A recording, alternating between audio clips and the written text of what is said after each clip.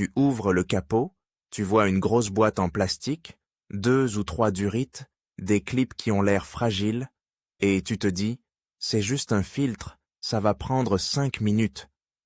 C'est exactement comme ça qu'on se retrouve avec un moteur qui aspire de l'air par une petite fuite, un couvercle mal refermé, un collier pas remis au bon endroit, et soudain un ralenti bizarre ou une sensation de voiture moins souple. Le paradoxe, c'est que l'opération la plus simple de l'entretien peut devenir celle qui crée un problème, non pas parce qu'elle est compliquée, mais parce qu'elle demande une précision bête et méchante, l'étanchéité. Si tu es ici pour le remplacement du filtre à air sur Citroën C3, l'objectif est clair. Trouver le bon filtre, accéder au boîtier sans rien casser, le poser dans le bon sens, refermer parfaitement, puis vérifier que tout est étanche et correctement rebranché. Pas besoin d'outillage de compétition, pas besoin d'être mécanicien. Mais il faut une méthode, et surtout 2 ou 3 réflexes qui évitent 90% des erreurs. Commençons par le pourquoi avant le comment, parce que ça change ta façon de faire. Le filtre à air, c'est le garde du corps du moteur. Il retient la poussière, le sable, les particules fines, et ce n'est pas juste une question de propreté. Si de l'air non filtré passe après le filtre, il peut emmener des particules directement vers l'admission. À long terme, ça accélère l'usure. À court terme, un montage approximatif peut aussi perturber la façon dont le moteur respire. Prise d'air parasite, débit d'air mal maîtrisé, mélange qui n'est plus aussi stable. Résultat possible, moteur un peu creux, consommation qui grimpe, ralenti irrégulier, et parfois un voyant si quelque chose est vraiment déconnecté, ou si une fuite est importante. Et puis, il y a l'autre piège, croire qu'un filtre encrassé se sent toujours. Parfois, oui, tu remarques donc que la voiture manque de souffle, surtout à l'accélération, ou qu'elle semble plus paresseuse. Parfois, non, tu ne sens rien, jusqu'au jour où tu ouvres le boîtier et tu découvres un filtre gris, chargé, avec des feuilles, des insectes et une lèvre de joint écrasée. Le filtre peut être fatigué sans que ça crie. D'où l'intérêt de le remplacer proprement et de repartir sur une base saine. Maintenant, une précision importante. Citroën C3. Ça couvre plusieurs générations et plusieurs motorisations. Et selon l'année et le moteur, le boîtier de filtre à air peut être placé un peu différemment, avec des clips ou des vis, et parfois des éléments autour qui gênent l'accès. Le principe reste le même, mais les détails changent. Donc, avant même de toucher une vis, la première étape, c'est d'être sûr de la compatibilité du filtre. Quand tu achètes ton filtre, ne te contente pas de C3 et d'une année approximative.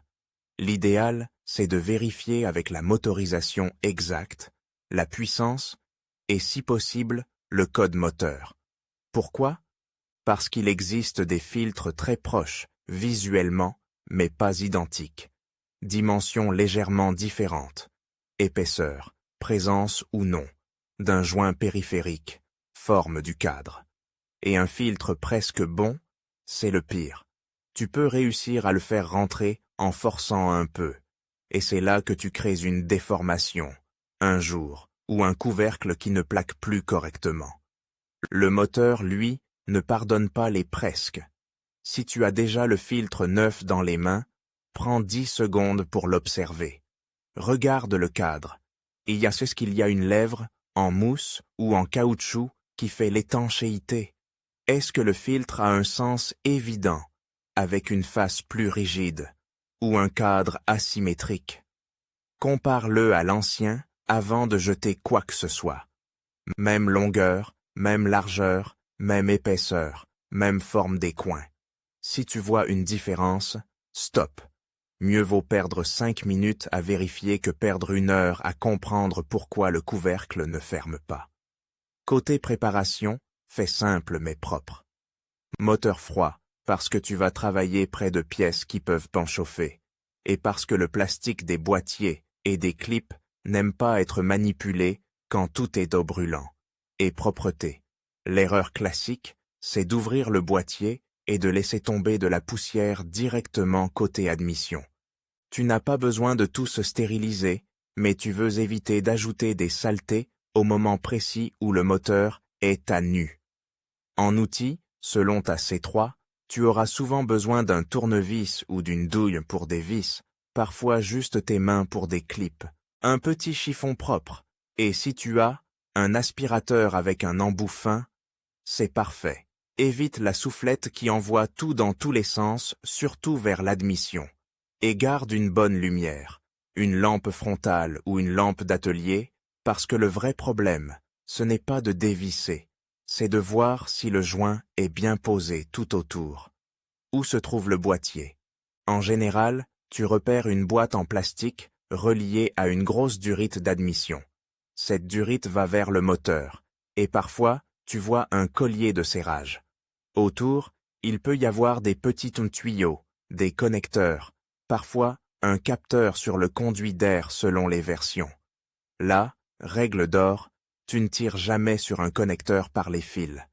Si tu dois débrancher quelque chose pour accéder, tu cherches le verrouillage, tu appuies, et tu tires sur la prise, pas sur le faisceau. Et maintenant, on passe au concret. Le remplacement du filtre à air sur Citroën. C3, dans la pratique, c'est une suite de gestes simples, mais chaque geste a un piège associé. Le but, c'est de faire les gestes sans déclencher les pièges. Tu commences par dégager l'accès. Parfois, tu peux ouvrir le boîtier sans retirer la durite. Parfois, tu dois desserrer un collier et écarter légèrement le conduit pour avoir la place. Si tu desserres un collier, retiens bien sa position.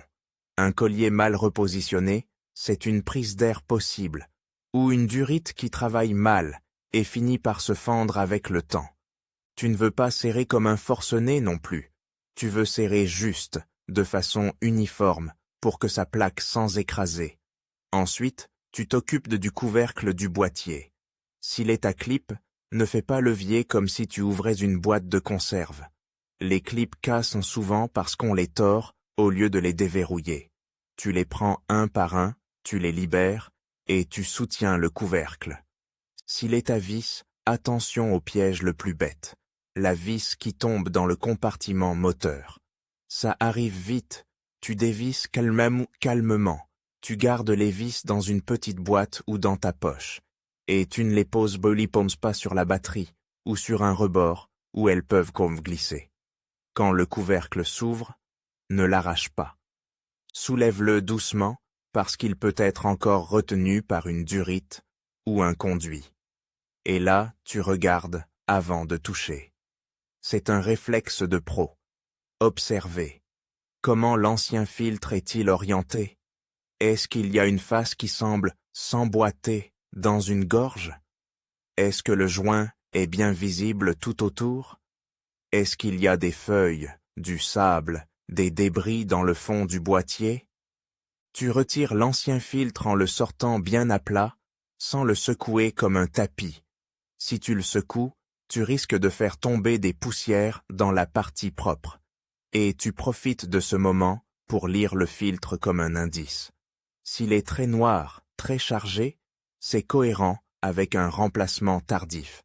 S'il est déformé, c'est un signe qu'il a été mal monté ou que le boîtier a été forcé. S'il est humide, là, c'est un autre signal. Soit de l'eau est entrée, soit il y a eu de la condensation, soit le boîtier n'est pas parfaitement fermé. Dans ce cas, tu redoubles d'attention sur l'étanchéité et l'état du boîtier. Avant de mettre le neuf, tu fais un nettoyage minimal. Minimal, ça veut dire, tu enlèves les gros débris à la main, tu passes un chiffon sur les surfaces accessibles, et si tu as un aspirateur, tu aspires doucement le fond du boîtier, sans aller gratter vers l'admission. L'idée, c'est de retirer ce qui pourrait empêcher le joint de plaquer. Parce que parfois, le problème n'est pas le filtre, c'est un petit grain de sable sur le plan de joint qui crée un microjour. Et ce microjour, c'est exactement ce qui transforme une opération banale en source d'air non filtré. Ensuite, tu présentes le filtre neuf. Là, prends ton temps. Tu ne le plies pas. Tu ne le forces pas. Tu le poses dans son logement et tu vérifies qu'il est assis uniformément. Le bon signe, c'est quand le cadre du filtre repose de façon régulière sur tout le pourtour, sans coin qui remonte, sans côté qui s'enfonce plus que l'autre. Si tu sens que ça rebondit d'un côté, c'est souvent que le filtre n'est pas dans la gorge ou qu'il est légèrement de travers. Le sens, justement. Sur certains filtres, c'est évident, une forme asymétrique, un cadre plus épais d'un côté, ou une inscription. Sur d'autres, c'est moins clair. Dans le doute, tu te fibes à l'ancien filtre et au logement. Le filtre doit épouser la forme du boîtier sans contrainte. Si tu dois appuyer fort pour le faire rentrer, c'est mauvais signe. Un filtre bien choisi et bien orienté se met en place presque naturellement. Puis vient l'étape qui fait toute la différence. Refermer le boîtier. Avant de clipser ou de revisser, tu vérifies que rien ne gêne. Pas un chiffon oublié, pas un câble coincé, pas une durite qui pousse le couvercle de travers. Tu poses le couvercle bien à plat, tu l'accompagnes. Et seulement ensuite, tu engages les clips ou les vis. Si c'est à clips, tu ne claques pas tout d'un coup. Tu t'assures que le couvercle est bien aligné, puis tu clipses progressivement. Si c'est à vis, tu les engages d'abord à la main, sans serrer, pour que le couvercle se centre, et tu serres ensuite de façon régulière, sans excès. Le plastique n'aime pas l'excès. Un boîtier fissuré, c'est une fuite permanente, et là, tu peux changer des filtres, autant que tu veux, le problème restera. Une fois le boîtier fermé, tu remets en place ce que tu as déplacé. Durite, collier, connecteur. Et tu fais un contrôle visuel, simple mais sérieux. Tu suis le chemin de l'air avec les yeux, entrée du boîtier, couvercle, sortie vers la durite, collier, conduit vers le moteur. Tout doit être en place, rien ne doit être tordu. Aucun connecteur ne doit rester à moitié branché. Et maintenant, la partie que beaucoup sautent, alors que c'est celle qui te dit si tu as réussi, les vérifications. D'abord, moteur éteint, tu repasses ton doigt sur le pourtour du couvercle, là où il rejoint le boîtier. Tu cherches un jour, un décalage, un endroit où le couvercle ne plaque pas. Parfois, un clip n'a pas pris, ou une vis n'est pas au bon filet. Ça se voit et ça se sent. Ensuite, tu démarres. Au ralenti, tu écoutes. Pas besoin d'être expert, tu connais le son normal de ta voiture. Ce que tu ne veux pas entendre, c'est un sifflement, un souffle anormal, un bruit d'aspiration qui apparaît quand tu touches légèrement la durite, ou quand tu te penches près du boîtier. Une prise d'air, ça peut faire un petit « pss » discret. Si tu l'entends, tu coupes, tu recontrôles le couvercle et les colliers. Tu observes aussi le comportement du ralenti. S'il est stable comme d'habitude, c'est bon signe. S'il oscille, si le moteur semble hésiter, ou si un voyant apparaît rapidement, tu ne continues pas à rouler, pour voir. Tu reviens sur tes pas. Un connecteur oublié, une durite mal emboîtée, un couvercle mal fermé. Ce sont des erreurs fréquentes, et elles se corrigent souvent en 5 minutes, à condition de ne pas les ignorer. Il y a aussi un signe très simple, après quelques kilomètres, la sensation à l'accélération. Un filtre neuf ne transforme pas une voiture, mais tu peux retrouver une réponse un peu plus nette si l'ancien était vraiment encrassé. En revanche, si tu sens une perte de couple soudaine, un trou, ou un comportement inhabituel juste après l'intervention, ce n'est pas dans ta tête. C'est souvent un détail de remontage. Parlons justement des erreurs classiques, celles qui reviennent tout le temps. La première, c'est le mauvais filtre, pas forcément mauvais en qualité, mais mauvais en référence.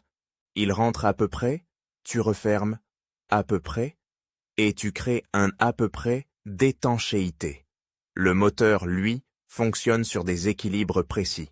Donc si tu as un doute, compare toujours l'ancien et le neuf, et ne force jamais. La deuxième, c'est le filtre monté de travers, ou à l'envers. Là encore, ça dépend des modèles, mais le résultat est le même. Le joint ne plaque pas. Et si le joint ne plaque pas, l'air prend le chemin le plus facile. Il contourne le filtre. Tu as alors l'illusion d'avoir fait l'entretien, alors que tu as ouvert une porte aux poussières. La troisième, c'est la casse des clips, ou la fissure du boîtier. Ça arrive quand on veut aller vite, quand on tire au lieu de déverrouiller, ou quand on serre trop. Un boîtier fissuré, c'est traître. Tu peux ne rien voir au premier coup d'œil, mais la fissure s'ouvre avec les vibrations.